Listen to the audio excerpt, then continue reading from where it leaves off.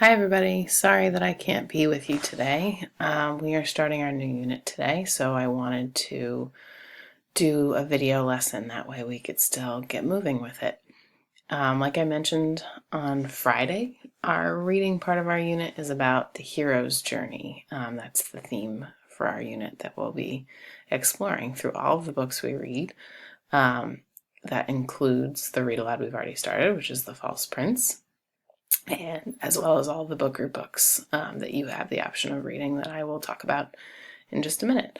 All of these books follow the archetype of the hero's journey, which we'll talk a lot more about when I'm back in school tomorrow, what that is and how we're going to track it as we read.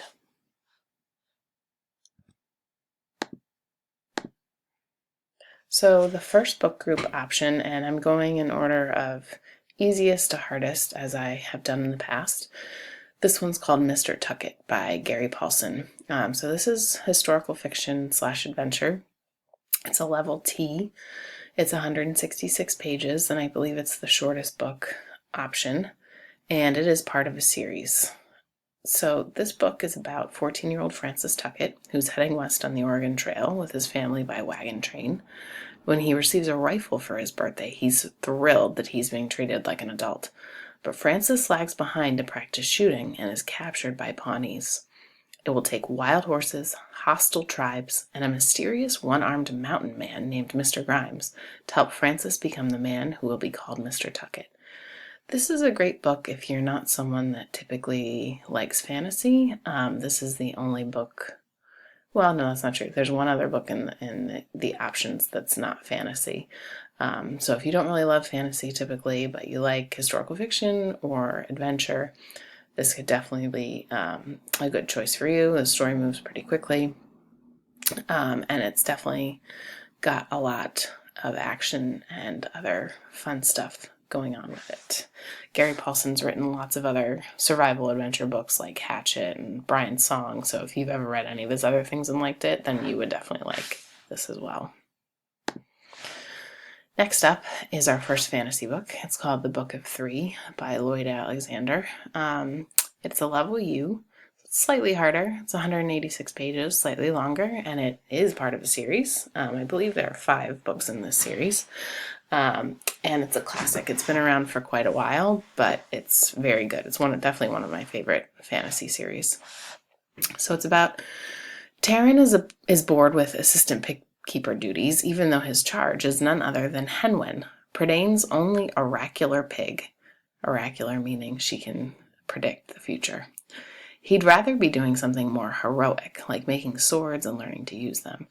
When Henwen escapes and Taran goes after her, he finds himself farther from home than he's ever been. Soon he begins to realize that heroism is no easy task. With the dreaded Horned King on the loose and King Aran gathering the forces of evil, Taran must look past his own dreams to warn the population of Prydain before it's too late. So this is just a great high fantasy series. So it takes place in a world that's totally different than our own, with all kinds of magical creatures and things. And it's just quite entertaining. I really enjoy this series a lot. It moves quickly. It has a lot going on. It almost kind of feels a little bit like Lord of the Rings in some ways, but kind of a better fit if you're not wanting to read something that's 500 pages long. So I highly recommend this book as well. Next up is The True Confessions of Charlotte Doyle by Avi. This is historical fiction / adventure, so this is the other one that's not fantasy. So if you're not a fantasy fan, this one might be for you.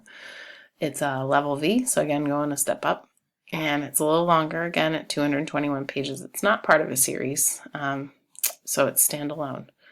It's about accused and convicted of murder, 13-year-old Charlotte Doyle decides to reveal what really happened aboard the Seahawk, a ship piloted by a tyrannical captain and crewed by mutinous sailors on a long Atlantic crossing during the summer of 1832. This is her terrifying account of that fateful voyage. This is great because the main character, Charlotte, is so interesting to read about in this book. She goes through a huge change from beginning to the end. In the beginning, she starts off as this dainty, somewhat prissy lady, and as you can see by the cover, not too long into the book, she becomes a very different type of girl, much more adventurous and independent, and basically becomes a member of the crew. So again, lots going on in this one. If you like books that take place on ocean voyages, on ships, there's lots of nautical terms and stuff in this. It's quite good, and it's she's a great, strong female character. The Graveyard Book by Neil Gaiman. This is one of my favorite books of all time. I love, love, love this book. It's fantasy, and it is a level X, 307 pages, so it's definitely longer than any of the others so far, but it will count as 2 for you if you choose to read it. It's not part of a series, although I wish it was. And this is definitely one of those books that you kind of either love it or hate it, and you'll know pretty quickly during the test drive whether or not you'd like it. I know in the past, I think probably because I've said it's one of my favorite books, a lot of people have chosen to read it, and then once they've gotten into the book group, they're like, oh, this is not my thing at all. So really make sure you're reading closely when you're test driving, because it's one of those books where you might really like it, and I hope you do, but you also might really not, and I'd rather have you pick a different book that you will enjoy rather than just picking this one because I've said it's really good. So it's about Nobody Owens, known to his friends as Bod, is a normal boy. He would be completely normal if he didn't live in a sprawling graveyard, being raised and educated by ghosts, with a solitary guardian who belongs to neither the world of the living nor of the dead. Magical, terrifying, and filled with breathtaking adventures, the Graveyard Book is sure to enthrall readers of all ages. So this one I would call low fantasy because it takes place in our regular world. It actually takes place in England. But there are definitely magical, fantastical elements as well, like ghosts and all of these other kind of crazy creatures as well. So that's low fantasy.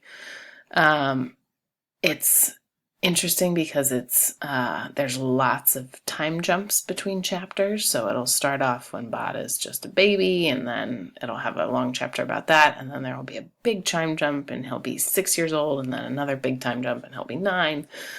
So again, some people like that, some people might not. But there's definitely a lot going on with this. I love the characters, and I just love Neil Gaiman as a writer. I think his writing is fantastic. Word of note, it is somewhat violent, although the violence mostly happens in the first couple pages, so you'll read it in the test drive.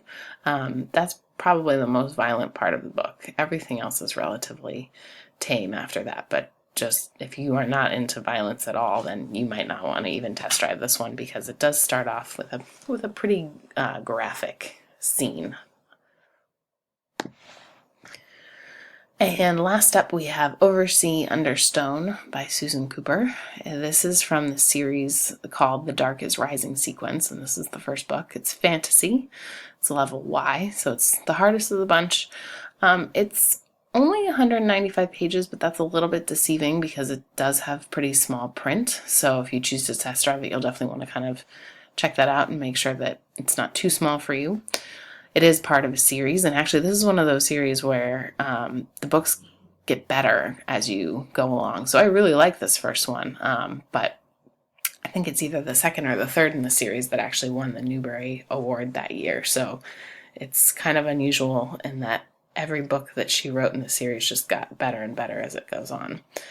So this one's about Barney, Simon, and Jane find themselves beset by deadly dangers as they embark on a great quest.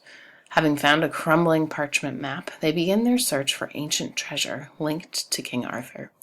More precious than life itself, the treasure, found by the right people, would help keep at bay the ancient forces of evil that were once again powerful in the world. They turn for help to their great-uncle Merry, who draws on his vast knowledge of ancient lore to protect them. So this has a lot of connections to King Arthur. So if that story has ever grabbed your attention, then you might enjoy this book. It's also the only book that has 3 heroes instead of just one, so that makes it a little bit different. And this is also a classic, so it's one of those books, it's almost kind of like Anne of Green Gables, where it's been around for a while and some of the language might feel a little bit older, which makes it a little bit more challenging. But it's also just a really great book where you get swept up in this world of magic and adventure. Like the Graveyard Book, it's low fantasy, so it starts off in just a normal everyday world, also in England actually, but pretty quickly within the book you see how there are these magical elements going on as well. So we're going to test drive just like we have in the past, where I'm going to give you anywhere between 5 to 15 minutes to test drive. I'd like you to try at least 3 of the book group options. Once 5 minutes have passed and you've tested at least 3 books, and I really do want you to try out at least 3 just to get a good sense of what's out there, you can fill out the form that's waiting for you in your email with your top 3 choices. If you need more time to decide, you have 10 more minutes to test them out. But at the end of 15 minutes, everyone needs to start filling out the form. Be sure to indicate if any of your choices are tied. I will consider for this unit letting you reread a book you've read before, but you really need to sort of explain to me or sell me on why you think you should be allowed to in the form. Just let me know what do you think you'll get out of reading it again. As soon as you've submitted the form, please quickly and quietly move right into independent reading. Remember, your 10th IR book is due on Friday, which is also the day that you'll get your book for book group, so it would be wise to get as much independent reading done before then as you can. That way you'll be able to just focus on your book group book, and you won't have to juggle 2 books at once if you don't want to.